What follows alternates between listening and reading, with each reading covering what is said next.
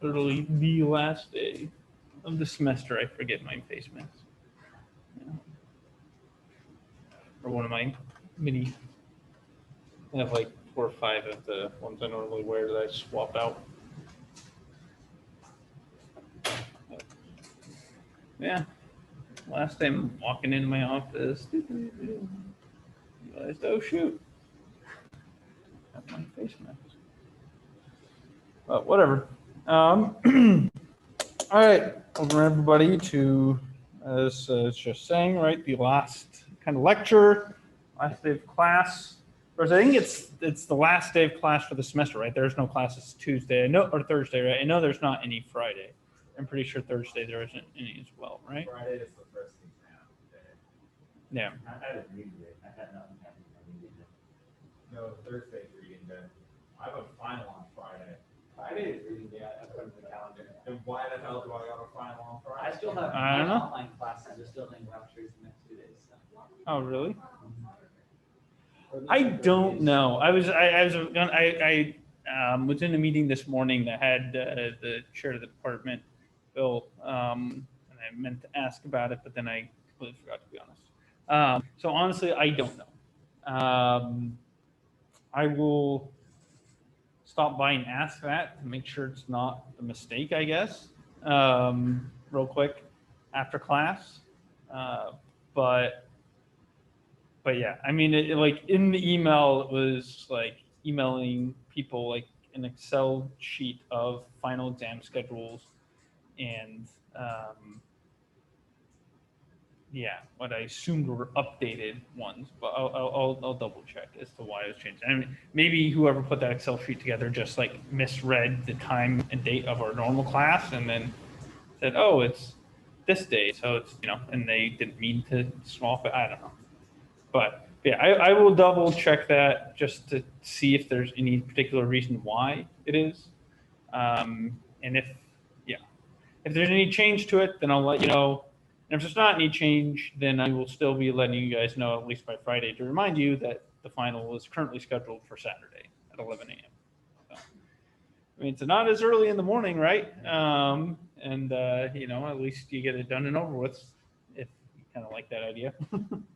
But yeah, so that's when the final is. I have your exam 3s graded, and for those who took in class, I have them to turn back to you. I just uploaded grades before class started. I will remember to upload the answers after class. I had them ready to go to upload earlier, and then as I was starting to grade the exams, I realized in every calculation I did of the mean activity coefficient, I took the exponential of negative charges times 0.509 times square root of I instead of 10 to that. So I had to fix my answer key so it was actually correct. But yeah. So I think the reason why we're on Saturday is because this class is technically non-standard. Yeah, but typically every year it's on Wednesday. Even though it's non-standard, it still falls in that like 11 to there's an actual 11 to 12:30 slot for Monday, Wednesday, and so we just kind of typically occupy that time slot. Well, I think this might get decided for non-standard because I'm looking right now. This is not standard between 10 and 12:30, so start time between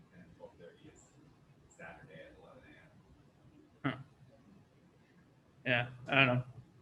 But like I said, it's always, yeah. I mean, or I've been giving the final exam the wrong day of the week every day.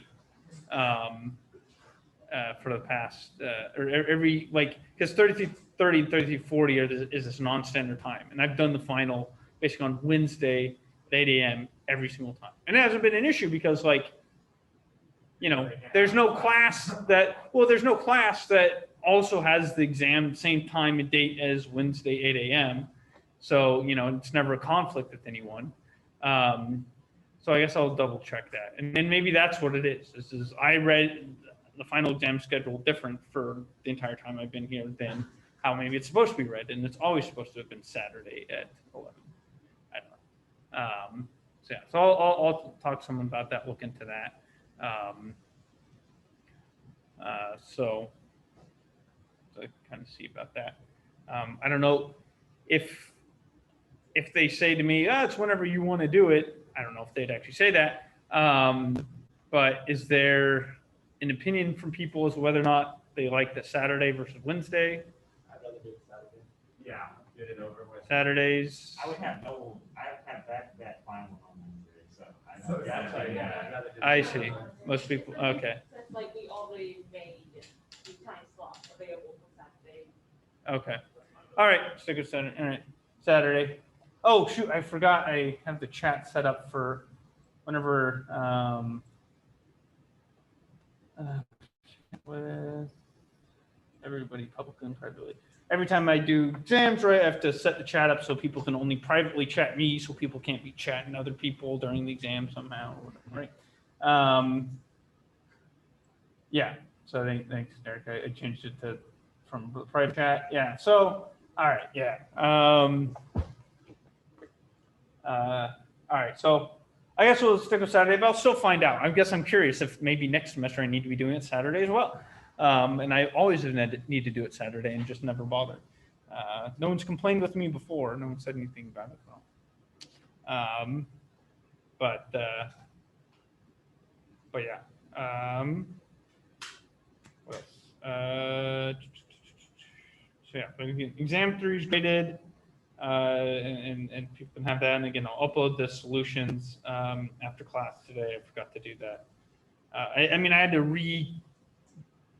create PDFs of it this morning because, again, I had to fix the key. However, in order to make sure to get all exams graded in time for today, I did not actually have homework 6 graded. So I hope that's okay with everybody. I promise I'll have it graded, and the final, you can take it with you if you'd like it. And so I'll have that graded, and I'll have it graded and post the grades before the final and things like that, so you can kind of see what you did on that. But yeah, so I don't have those to turn back. Yeah, so yeah, there you go, Derek. Yeah, homework 6 is actually not graded yet because I didn't do it over Thanksgiving break, and then I just was grading the exams these last 2 days. So, yeah, question? I can post it, as you'll find out. I have like no questions here, basically. So punchline. Yeah, I was like, I don't know. I was like, I can prepare questions, but then I felt like, well, I don't know. Since it wasn't anything, yeah, I ended up not pre-preparing questions for this lecture slide. So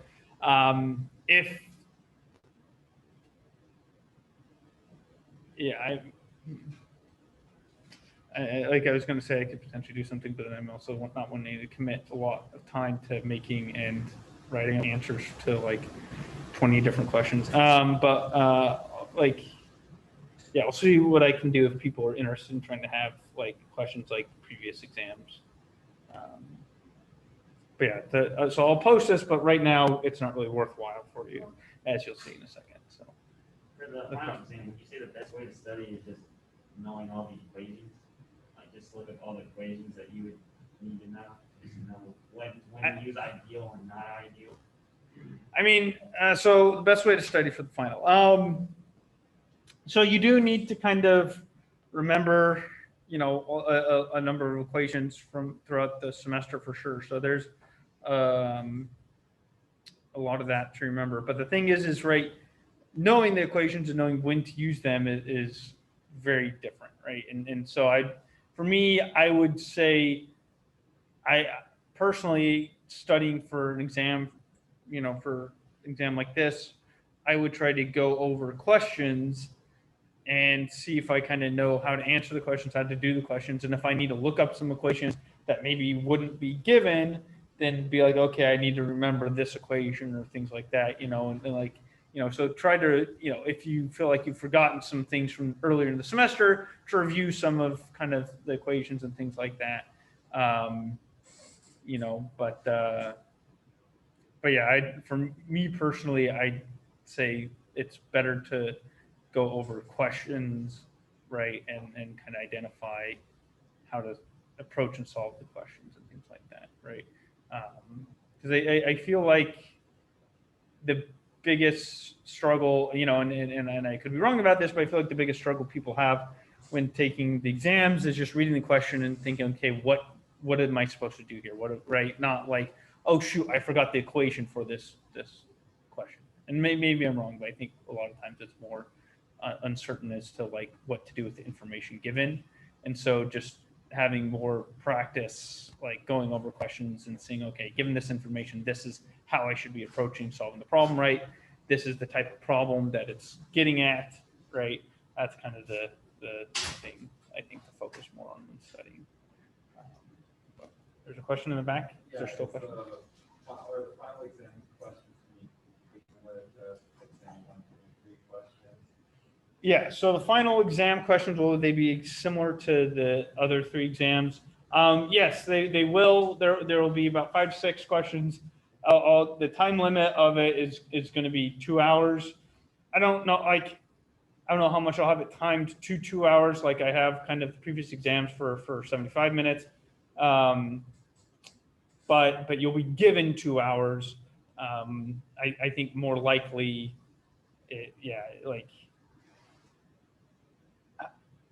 I will probably end up approaching it and things like that is not necessarily having like the same amount of time per question as regular exams. You'll most likely have a little bit more time per question for the final. Okay. Again, the finals is Saturday at 11 a.m. in this room. Okay, covers the material in the course. And so I was made an executive decision as I was walking to class. I'd been debating about this. I will, for the final exam, and this is the first time I'm like handwriting the final. Usually it's the ACS final. I don't do a thing for it, right? This is the first time I'm making it. I'm going to, for one of the questions on the final exam, will be a question from your regular exams, one of the 3 regular exams, okay? So, that's roughly, and if there's 5 to 6 questions, right, 20% of the final exam is a question you will exactly see, okay? I'm not going to bother changing numbers or anything. I literally will copy and paste one of the questions from the 3 regular exams for the final exam, okay? So, and I'm not doing that because it's easier for me to do it. Making these exams is not nearly as difficult as making a bunch of multiple choice questions for like Gen Chem or crap like that. I just got to write out 5 or 6 questions. I can come up with 5 or 6 questions and churn that out without too much time. I'm doing that as a way to encourage people to review the 3 previous exams, since I feel like that's one of the best ways to help study for the final exam. So yeah.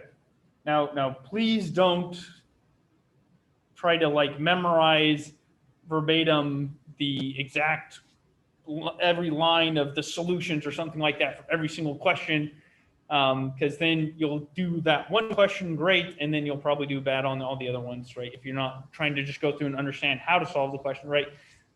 Try to understand what's being done in the solutions, how that's being done, how to approach it, and not focus too much on memorizing the final numbers or everything else like that. But do you study however works best for you. But again, one of the questions will be an exact copy of one of the questions from the first 3 exams. Okay. And I completely forget what your original question was. I kind of went on this tangent with that. Did I answer your original question? Okay, fantastic. But yeah. I think what else? Otherwise, again, the same kind of format as the regular exam, as the regular exams in terms of kind of the type and style of questions and so on. So, other questions about the format of the final or anything else related to the course? I'll work up this week before the final exam. I'm going to work up, you know, your people's participation grade and everything like that. Get some final number posted there on Canvas for the participation part of the course. You know, I'll finish grading homework 6, and so you can have kind of your final homework average on there and everything, so you can have a good idea of kind of where you stand before the final exam. So I'll try to get that done sooner rather than later. You know, I'll probably grade homework 3 tonight, or 6, exam 3, right? Homework 6, I will probably end up grading that tonight, and then sometime, maybe Thursday, hopefully, I'll get that stuff done in terms of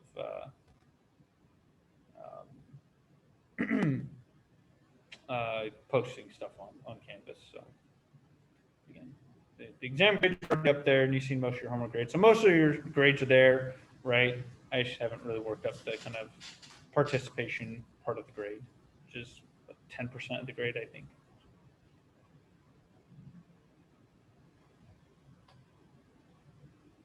Yeah, we drop 1 homework, and for the participation quizzes, I'll drop probably at least 2. I'm debating if it'll end up being more or not. I forget how many total I've given and things like that. But like normally for because I mean, since technically this is all done online, people should have hopefully at least answered every one of them. But sometimes you forget or something like that, right? But often for the participation grade, I would be dropping a couple of days out of the semester for people to have just missed class for whatever reason, car troubles, your alarm didn't go off, whatever the case might be, right? And so, yeah, so I will drop some of the low scoring participation questions online when calculating up the final participation grade. And then, yeah, 1 homework is also dropped as well. And then your final exam, right, can replace one of your lowest scoring regular exam, right? Assuming you do better on the final than you do, one of your regular exams, right? Right. So technically, if you ace the final, right, that would convert one of your regular exams to an A as well. Okay. So right, the final can still have a big impact on, your grade in the course. Okay.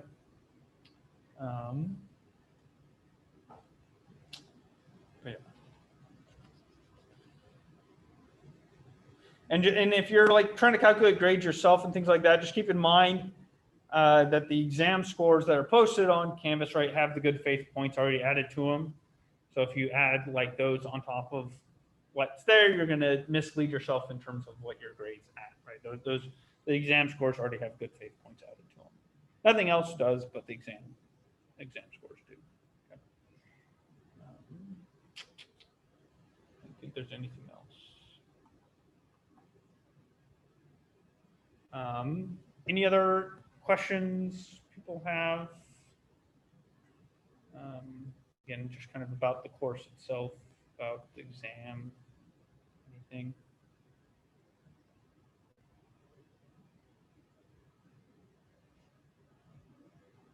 What's the formula sheet we're going to get? Right, formula sheet for the final. That is a good question. And I haven't had to think about that since I haven't had to make a final. I will come up with something and post it. I mean, my guess is it's just going to be kind of a combination of the formulas sheets that were given on the other regular exams. It'll just be, yeah, that's most likely what I'm going to do is just combine what, the non-redundant stuff from the beginning of each 3 regular exam for the final. And so that will be there. We'll see. What else I do or don't add to it, but yeah, I'll try to come up with that again soon, so you guys have an idea of that. But at least the minimum equations that are going to be given are going to be ones that were given on the first 3 exams, and then we'll just kind of see as I'm putting it together if I add any more. So. Did exam 1 and 2 have the same formula sheet? Exam 1 and 2 had the same set of tables for the most part. I think exam 2 had the most, right? So in terms of like tables and constants and things like that, basically exam 2 had like everything on it. And, I think exam 1 and exam 3, the tables and constants given were just a reduced form of exam 2. But in terms of given equations, there's maybe 1 or 2 more equations given on exam 1 that weren't given on exam 2 just because they weren't relevant for exam 2. So I didn't bother putting them there. I don't think the exam 2 one was on campus, but it was just like the. Oh, right. I put that formula sheet. Yeah, you're right. I've been posting solutions, but not the exams or things like that. I mean, since I'm posting solutions, do people want me to post the blank exams as well for exam 1, 2, and 3? Right. The solutions are up there. I can post the regular exams, and then those will have the formula sheets on the front of them as well. I can do that. So I'll just do that. I'll post exams 1, 2. Actually, they're already there. I'll just make them visible to you because they're there for people who are taking it online. But yeah, so I'll change those to visible to you guys so you can just see exams 1, 2, and 3, and the formula sheets will be at the front of those. So.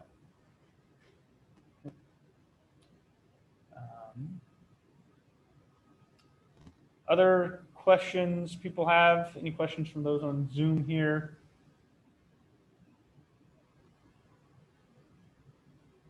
All right, remember, I do have on Canvas some, summaries of some of the formula stuff, especially kind of for the first part of the semester, right? Talk about enthalpy, Gibbs free energy, and all that wonderful stuff, right? There's like this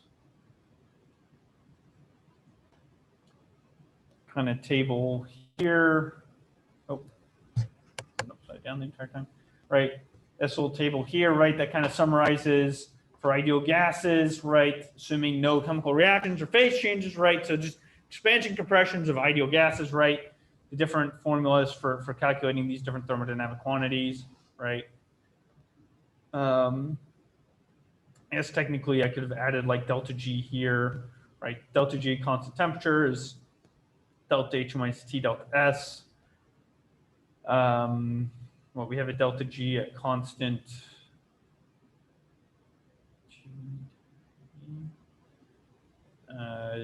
constant pressure, I think a version of delta G, or no, constant volume version of delta G, maybe, or yeah, I forget. So there's a couple other versions of delta G. They're not so common, but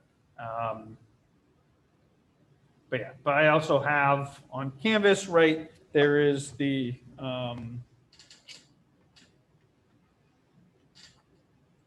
up Canvas here. Do like the 2-step authentication.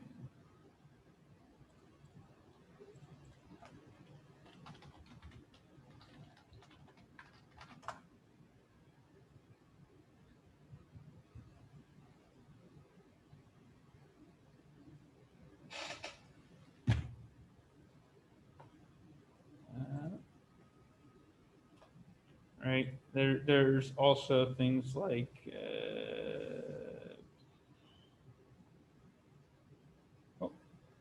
where do I have it? Oh, supplemental notes, I think. Yeah, that's where I put it. So that the calculating thermodynamic changes was the oh, let me share this screen for those on Zoom, right? So there's this guy, right, again, that's on Canvas, as well as this thermodynamic changes itself that has a list, a more detailed list of a bunch of different equations talking about if you have phase changes versus no phase changes, right? Ideal gas, non-ideal gases, things like that for delta U, work, heat, enthalpy, right? Entropy, Helmholtz free energy and Gibbs free energy, right? So kind of summarize a lot of those things as well as a bunch of other kind of extra equations that might appear, your compression factor, variable equation of states, your these, and now not all of these you have to remember, right? Some of these are given, so just keep in mind, right? This isn't like a sheet that's like every equation you need to remember, but these are just kind of summarizing some of these different things, right? So this is all up through kind of chapter exam 2, okay? Thermodynamic changes are all kind of things we covered through kind of exam 2-ish, right? So there's kind of some of that stuff, some, again, more information on interpreting phase diagrams and some of the equations related with phase diagrams, right? Clapeyron equation, the Clausius-Clapeyron equation, right? Interpreting multiple component phase diagrams, and things like that, right? So, right, so there's some other stuff on here to kind of summarize some of these things, okay? What's this? Oh, this is, I don't know why this is posted here. I don't know if this is even viewable to you. Oh, it is. I don't even know why I put that there, but all right. Oh, right. This is my, yeah, that's right. That's right. Earlier semester, right, made a PowerPoint of like a bunch of different random kind of questions, and then just talking about what are the relevant equations for these different types of changes in state, right? So if you want to review some stuff kind of related to chapter 1 and chapter 2, right, there's these kind of questions here again, right? Like, given this type of problem, how would you calculate these different thermodynamic quantities, right? And identifying what's changing, what's being constant, and things like that, right? So kind of going through that stuff is there as well. Exams here. So I'll just make exam upload. Work exams. Make you guys be able to see them. So yeah, so just publishing that right now, just so you guys can now see the kind of like formula sheets given on the exams and things like that. So in the exam folders, there are the solutions, the blank exams themselves, and again, I'll upload solutions to exam 3. Okay. But yeah, so just keep in mind that there are those other resources there as well. So, anything else? Just general questions. All right. Right, and again, there's all these wonderful topics that we've covered, right? Talking about ideal versus real gases, different equations of states, right? All these wonderful thermodynamic quantities and their changes at different ways, constant pressure, temperature, adiabatic, reversible, irreversible, things like that. And then we moved on talking about chemical potentials and phase diagrams and colligative properties, right? And then mixtures of solutions, right? Real versus ideal, Raoult's law, that stuff. And we finished up with equilibrium and electrochemistry, right? So, okay. And again, so like I said, I didn't have a bunch of pre-made questions here because I just wasn't, right? Because I didn't have anything from previous semesters because previous semesters, it was all a multiple choice ACS final. So I was kind of like, well, use this ACS study guide, and then we can just go over random questions people have in class, right? And and I didn't really feel like it was worthwhile for you guys for me to just copy and paste questions from previous lecture slides, since it'd be kind of redundant. So I didn't bother kind of doing that, and I just didn't have the time to kind of type up a bunch of different questions as well as our solutions. So, but I'm happy to go over any type of problem, any type of questions people have related with anything in the course. I can easily make up a question and we can work through it and discuss it and things like that. So I don't know if anyone has anything they'd like to see. Like see an example of, anywhere in the semester.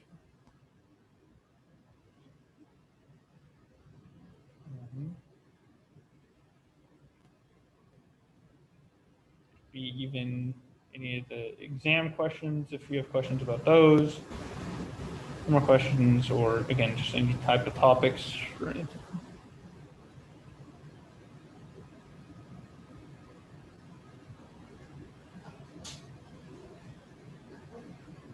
That was like there's one question that how do you find it, how to calculate the final pressure from, I think it was a homework question. Okay. Calculating a final pressure through like kind of like an expansion and compression of a gas. I think so. Or, like it has something to do with lifting it, like the liquid pressure or something. Oh, okay. So maybe kind of a Clausius-Clapeyron type question.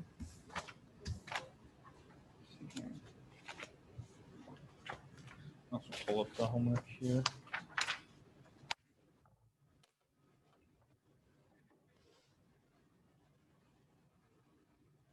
Okay, and there's a question about number 1 for Monday's exam, so I'll do that. Let's see the homework. It's Clausius-Clapeyron, maybe is 4 maybe.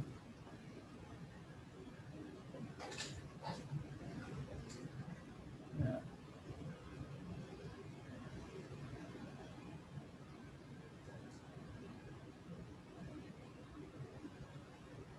I think it was number 7. Number 7, pressure exerted with the piston molten naphthalene was at 95 degrees Celsius. Vapor pressure naphthalene was 1 bar.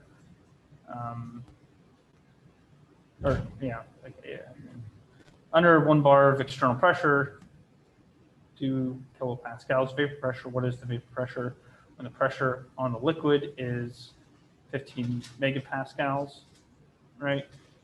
Okay. So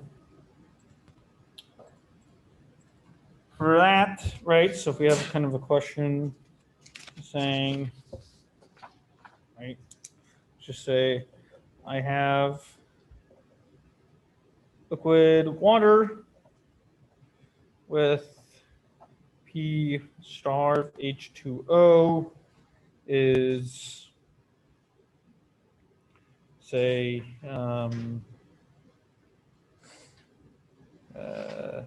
35 torr. Right, at 1 atmosphere of external pressure. Right, so so just sitting, like water sitting in a room, right, has a vapor pressure of 35 torr, right? The question is what is the vapor pressure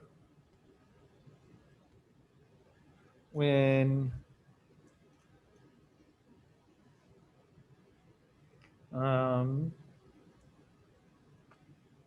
I apply 1,000 atmospheres of pressure to the liquid water. Right? So that's kind of exact same kind of question, right?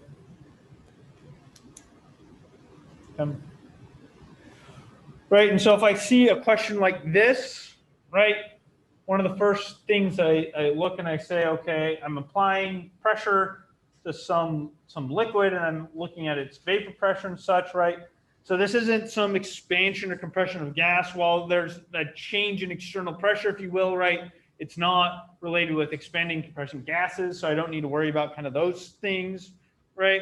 This is kind of going to be more related with our topics and discussions when we were talking about phase diagrams and things like that, and vapor pressures and how they change with external temperature and pressure, right? Right, there's the relationship.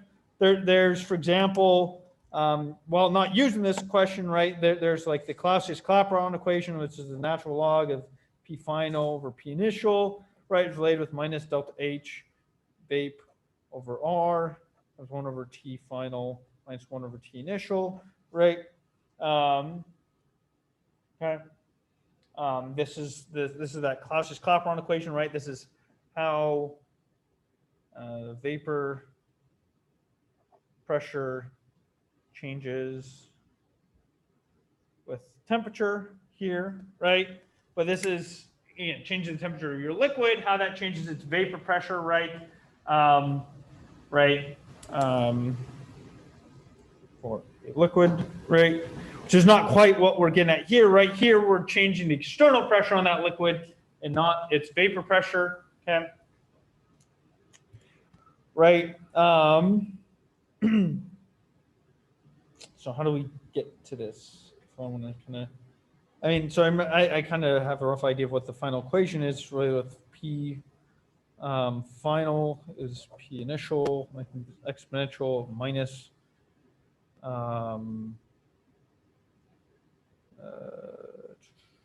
see here, it should be something like more volume times that change in the external pressure divided by RT would be my guess for units to work out. See if I can recreate that equation off the top of my head. This is not an equation that you would actually have to memorize.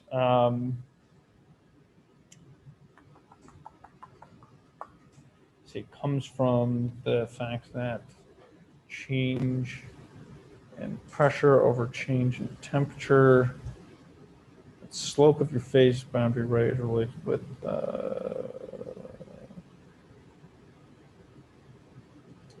at the P over temperature. Oh, I forget off the top of my head. I'm pretty sure that's the relationship, but now I remember. So let's just go back to the supplemental notes tab. Go to phase diagrams. I think it's in here. So this is that, yeah, delta H over T delta V here. Clapeyron equation.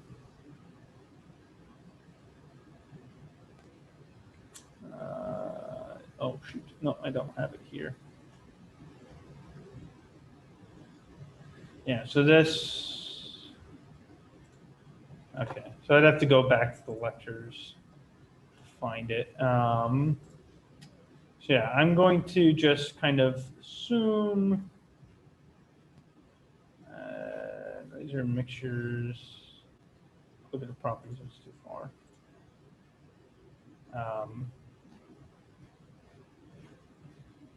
It's like the one equation I can't ever remember because it's hardly ever used in class. Yeah, so let's, things I don't want to go forward and like use the wrong equation. Okay, so where we go? Properties in, okay, so too far here. So it's got to be right around here. Thermodynamic phase change. Here we go. Hey, that was it. There you go. Molar volume of liquid. Yep. Okay. What do you know? I remembered it correctly. Sweet. Yeah, right. And this equation is obtained from the fact that the chemical potentials of your liquid and your gas need to be the same after this applied pressure. Okay. and based off of how the chemical potential of the liquid and chemical potential of the gas change, work out this equation. But again, you do not need to work out that equation nor memorize that equation whatsoever. What? Right, I'm sharing this, right? So I can't go back to that. Where is that? Here we go. Okay. Right, so I guess, right, technically in this problem, you'd need like the density is 1 gram per centimeter cubed for water, right? And so again, in the problem, okay, it's sort of identifying, okay, I'm applying pressure to the liquid. So I know, again, it shouldn't be any of that kind of expansion, compression of gas stuff, okay? I have no phase changes, no chemical reactions, right? So this is purely related with our discussions with phase diagrams and things of that nature, right? So that's what kind of led me to saying, okay, it's got to be some equation kind of like this, right? And again, it's going to be this relationship. And so then once we kind of identify this as the equation, right, it's then kind of just plugging things in for the most part. Right now, the molar volume of something, right, is related with, let's see here, density is grams per centimeter cube, is the molecular weight over the density, okay? So in this case, 18 grams per mole divided by 1 gram per centimeter cubed, right, gives me a molar volume of 18 centimeters cubed per mole, okay? Which converting that then to what I guess I want to convert it to liters. So this is going to divide it by 1,000, then to convert this to liters, 0.018 liters per mole. Okay. Right. So that is my molar volume. And so then finally, P final, this is the initial pressure of 35 torr times exponential. Now, is that minus or is that supposed to be a positive? Let me go back. It should be a positive. Okay. As you said, I think the minus sign is wrong. So it should be a plus here. Right. Exponential, now the molar volume, 0.018 liters per mole times the change in the external pressure, which is 999 atmospheres, right? If I take the 1,000 atmospheres minus the initial 1 atmosphere, right?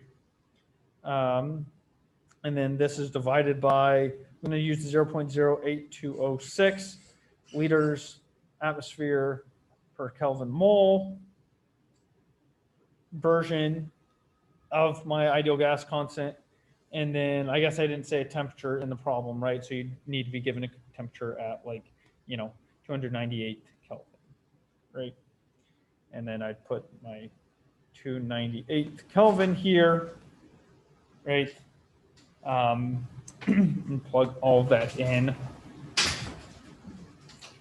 If you do that, 0.018 times 199 divided by 0.08206 divided by 298, that, and then we take exponential of that.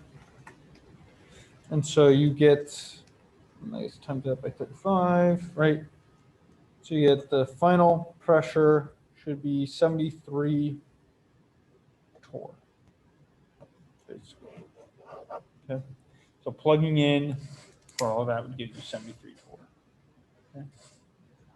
And do I have to convert torr to atmospheres? No. So in this case, right, because right, I'm calculating the final pressure, right? I can just use the same initial pressure that I have, right, in terms of having it in torr. Okay. Now, if you were given, right, in the problem that was given on the homework, you were told the external pressure in terms of atmospheres and then a new external pressure in terms of megapascals or something like that. So you need to convert the external pressure to the same units for the initial and final values of the pressure. But otherwise, right? You wouldn't need to, right? So in this problem, the only pressures I need to convert is if I was told the external pressure is 1 atmosphere, and then I were told it's 1,000 pascals or something like that, right? Like that would be the only time I need to convert, because in this equation here, right, this change in external pressure, right, I need to take the difference between those two numbers, and if they're not in the same units, that difference is not going to turn out right. Okay. Other questions?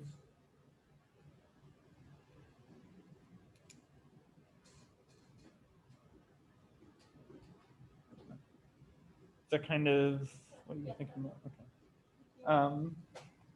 So yeah, so in terms of the problem on the exam, right? Basically a problem kind of like that, right? So again, the idea here, and so what that problem was trying to get at, right, is right, that you, in lab, when you hit things with a laser, right, you're bringing things away from some sort of equilibrium state. You're bringing things to non-equilibrium distributions, and you need, and so that problem was related with, well, what temperature would things have to be at this kind of non-equilibrium distribution, right? And so the idea again is like in lab, I have 0.75 moles of H2 that I hit with a laser to put 0.25 moles in the first vibrational state. What temperature would my system need to be at for the 0.75 moles of H2 to have the same distribution as given above, right? And then using the fact that the energy, the first excited state is say 0.15 eV, the energy, so I'll call that 2, energy state 1 is 0 eV. And I'll just look up, as I wrote in the problem, what K is in terms of electron volts for you, so you didn't have to convert that, because that's just annoying, right? And K is 8.617 times 10 to the minus 5 electron volts per Kelvin. Okay, right? And so this was essentially kind of that first problem on exam, right? So in this problem, so some people, after kind of reading it and seeing some people's answers, I noticed that some people kind of read that when they saw the same distribution, they meant the same number of molecules in the excited state as in the ground state. And so if you did that, I didn't really take off much in terms of points for doing that. But again, the problem was saying the same distribution as above here, right? So the number of molecules in state 2 is 0.25 mole, and the number of molecules in state 1 is equal to 0.5 moles, right? Because I have a total of 0.75. So if there's 0.25 in state 2, then there's only 0.5 in state 1. Okay. And so you can look at this problem, right? So this problem is related with the Boltzmann distribution. Pi is related with n sub I over n, which is e to the minus beta epsilon I divided by q. Okay, beta being 1 over kt. Okay. Now I can get this, right? I can try to solve for q, right? Q is the sum. Q in this problem, right, would be e to the minus epsilon 1 over kt plus e to the minus epsilon 2 over kt. And I can solve for Q or whatever, things like that, but that's not really, that's going to make life more difficult and annoying. So don't really want to have to do that, right? So but what we can do is look at the fact that P2 over P1 is going to be equal to N2 over N1, which is going to equal to E minus epsilon 2 minus epsilon 1 divided by KT, okay? Because the Q's will cancel when we take that ratio. And then here, N2 and N1 is just 0.25, and then 0.50. Okay, and epsilon 2 minus epsilon 1 is just going to be 0.15, right? So I have, what is that? So that's just 1/2, right? That's what that comes out to be, 0.25 over 0.5, just 1/2. Right, and so that's 1/2 equals e to the minus 0.15 divided by k, which is 8.617 times 10 to the minus 5 times t, which is what we're trying to solve for, right? So again, right, the idea in this problem, right, is the fact that in lab, when you're hitting things with lasers, you're photoexciting stuff, right, you're bringing things to non-equilibrium distribution. And so, you know, the idea is, well, what would the temperature have to be at to have this be an actual equilibrium distribution for my molecule, right? And then, you know, the answer you'll see, right, is a very large temperature, okay? Right, so if we plug in some of this stuff, right, so we can take, say, the natural log of both sides to get 0.693 okay, equals, let's do 0.15. What about it? 0.67. It's going to equal 1,740.7 times, or divided by temperature. Okay. And so, right, multiply temperature on the other side, divide by 0.693. We get final temperature. It's going to be 2,512 Kelvin. Okay. For this. Right.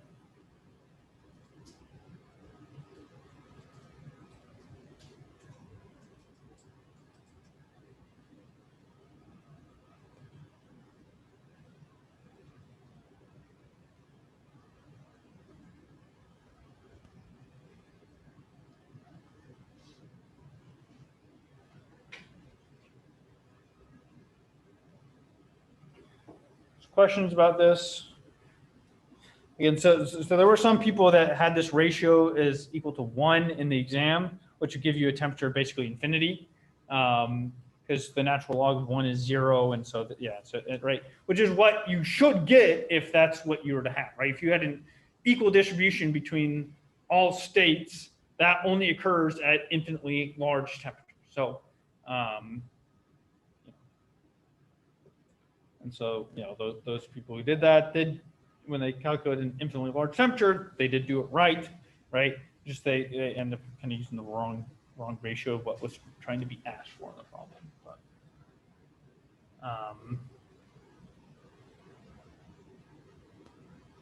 so questions about this example?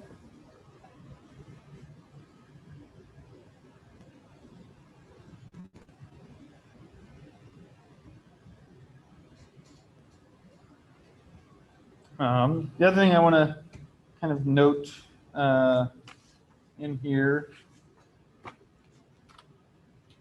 have it. Exam. Question 2, that first part, Kp is just defined as 1 over the pressure of A at equilibrium squared, given the, right, the K for this equilibrium reaction, right? B is a solid, so it's not included, so it's just 1 over pH squared. So literally the equilibrium pressure is just the square root of that, and you don't need to go through and solve the quadratic formula and things of that nature. You get the exact same answer if you use the quadratic formula, if you do ice chart and things like that, but yeah. And so some people did do that, and they got the same answer. But I just kind of want to show you that there is another. For this problem, because of the fact there's only one species that appears in the equilibrium constant, right? It doesn't matter what your initial state is, right? You always have the same final equilibrium value, right? If B was a gas, then you would need to use quadratic formula and all that wonderful stuff to solve for things, right? But since B is a solid, that equilibrium constant expression just matters for, it's just determined for A. So yeah.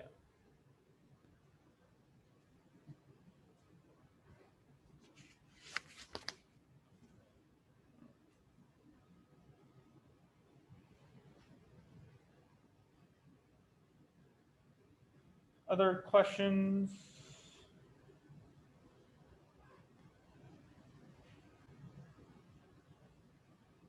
Oh, I completely forgot. So technically, not technically, I'm doing, but there's this like CHEM super study session. Yeah. So yeah, so I signed up to do some time for that for PChem. Now I completely forgot what time slot I'm signed up for. Let me look that up real quick.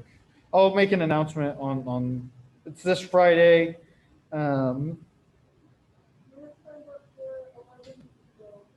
Okay, so 11 to 12 on Friday.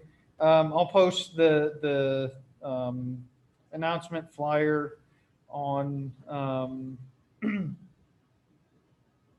Canvas, just so you can have it over Zoom, so you can log in for Zoom, and yeah, and I'll be there to answer questions people may have and things like that.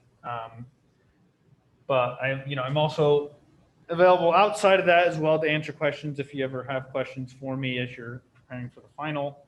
Happy to go over things with anybody. Just let me know. But again, I know there's a lot, in every class, right? By the end, when you get to the final, you're reviewing the entire semester, right? There's a lot of stuff, right? And so again, it's good to focus on going over example problems.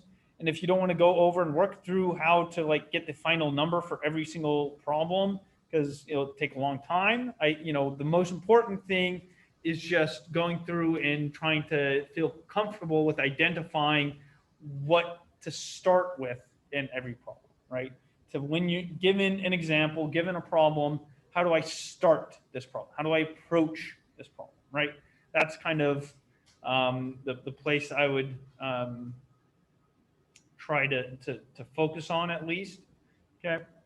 Right, because if you feel comfortable enough how to start the problem, then usually you should be fine with being able to kind of finish it and solve, right? Do the algebra to solve for what you need to in the problem, right? The big step is just identifying how do I start this, right? How do I approach this question? How do I do it?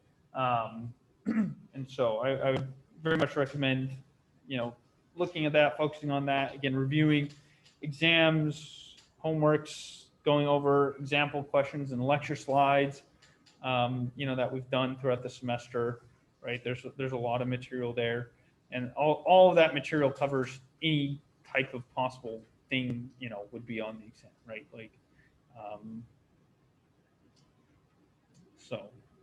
Right. And again, when going over questions, right, think about what in general is occurring, right? Like the example here, right? The idea when I see this question of thinking, okay, in general, what's happening? Okay, well, I'm not expanding and compressing gases, so I don't need to worry about that, right?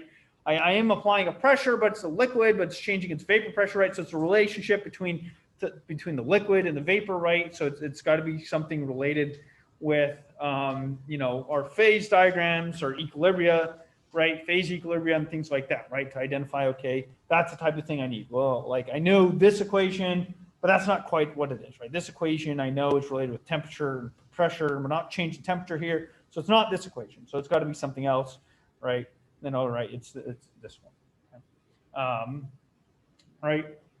But, you know, and if on the exam, if you get to a problem and you kind of like, all right, I know what this is about, right?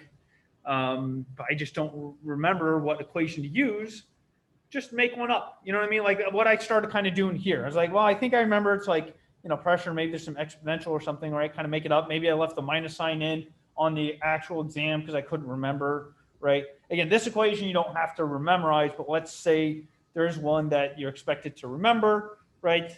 You know, if you don't quite remember exactly what the equation is, but you think you have an idea, just put something down and say, hey, I don't remember what the equation is, but this is what I think it is. I'm going to use this, right? And you know, say like, you know, because I think it's related with this is expansion, compression of a gas or things like that, right? Identifying, okay, this is what's going on in the problem. And, you know, and I know I need to kind of use something like this to calculate what I need to know. I just don't remember the equation, right? Put that down and solve the problem using that, you know, and you can earn definitely more points than if you don't write anything down, right?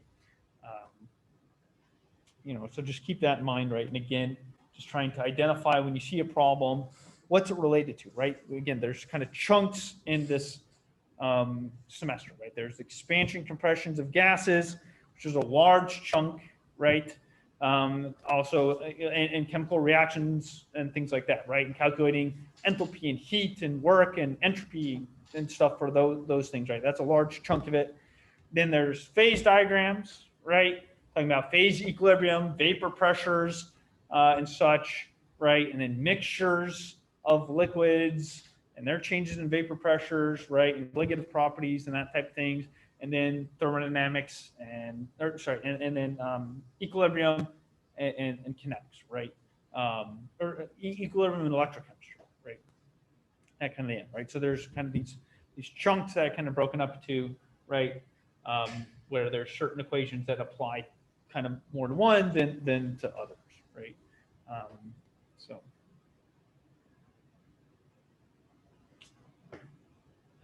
Yeah, other thoughts, questions? What's like the name of that equation? This one? Yeah. I think that's called the Clausius-Clapeyron equation. Maybe I'm trying to. I think that's what it's called. Because go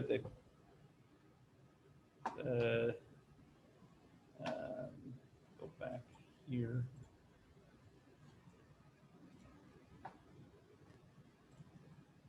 This here. Right, this here itself is called the Clapeyron equation, which the Clapeyron equation is talking about the slope of your single component phase diagram, right? That change in pressure, change in temperature, that slope of these lines, okay, is just related with delta H of the transition divided by temperature times delta V of the transition, right? And then, you know, you can work that out for an ideal gas liquid or ideal gas solid transition, right?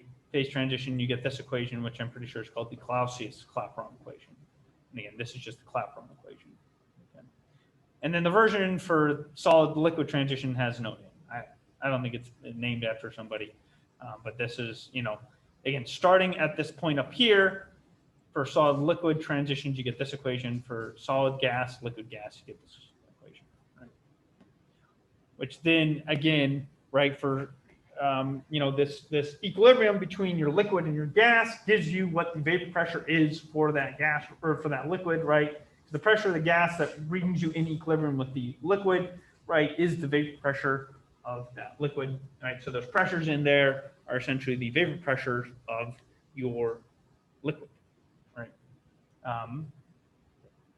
But you could also think of, right, if you're looking for boiling temperatures, right, then, right, we need to remember that boiling temperature is related when the vapor pressure of your liquid equals external pressure, right? So if I have a change in external pressure and I'm looking for changes in boiling temperatures, right, I would still use this equation because, again, right, even though these are, say, changes in your vapor pressure of your liquid, right, related with the change in temperature, right? Well, that vapor pressure determines when you boil because it's when that vapor pressure equals your external pressure, right?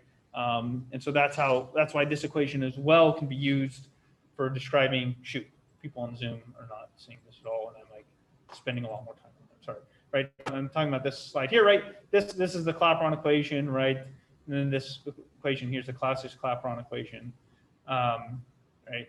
And again, the something boils when its vapor pressure equals the external atmospheric pressure, right? And so while that equation can be thought of as relationship between vapor pressure and temperature for a liquid, right? It's also related with boiling temperature and external pressure, right? Because of that relationship between when something boils, it's when its vapor pressure equals external pressure. Okay. Other questions? All right. Well, again, if people are, while you're reviewing, you have questions, feel free to email me. Feel free to try to set up some time to Zoom. I'm always happy to chat over Zoom whenever before the exam on Saturday. I'll have, for the most time, free time during the day, most of the rest of this week. And if you want to chat later in the day, I typically will have free time in the evening starting around 10 p.m. or later or something like that. After putting kids to bed and such. So it's a ritual right now. I put my daughter to bed. She wants me to do it. But I'm pretty sure I fall asleep before her every single time I put her to bed. And then my wife has to come and wake me up. So that's why it's usually like 10 o'clock because she doesn't bother coming in to wake me up until it's like 9:30, 10 or something. So, but yeah, usually I'm woken up by 10 p.m. and I'm awake for a little while, so I can even Zoom late in the evening. So, but yeah, so again, please don't hesitate to come to me with questions if you have questions for the final. So, otherwise, I will see everybody on Saturday at 11 a.m. Okay, I'll send out a reminder announcement on Canvas about that as well. Okay, and again, remember, one question on the final will be from one of the regular 3 exams. Okay, so doing that again as encouragement to have people review the exams, right? Because the 3 regular exams are going to be the best indication for how the final exam is going to look, right? So, You have the exams here. I do, yes. For those in class, I have your regular exams. If you took the exam in class and would like your regular exam and aren't here today, let me know and I can try to find a way to get you your regular exam. Okay. But yeah, so any questions from anyone on Zoom?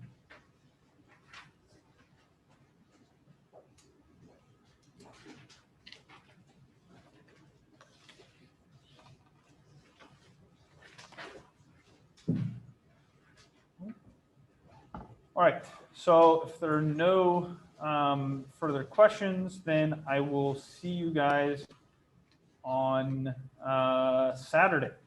So again, right, for those who are taking it online on Saturday, you still need to log into Zoom and all that wonderful stuff. And again, I'll send out kind of a reminder of that, okay? And you'll have to kind of upload your work afterwards and yada, yada, yada, yada. So, yeah. So see you guys Saturday.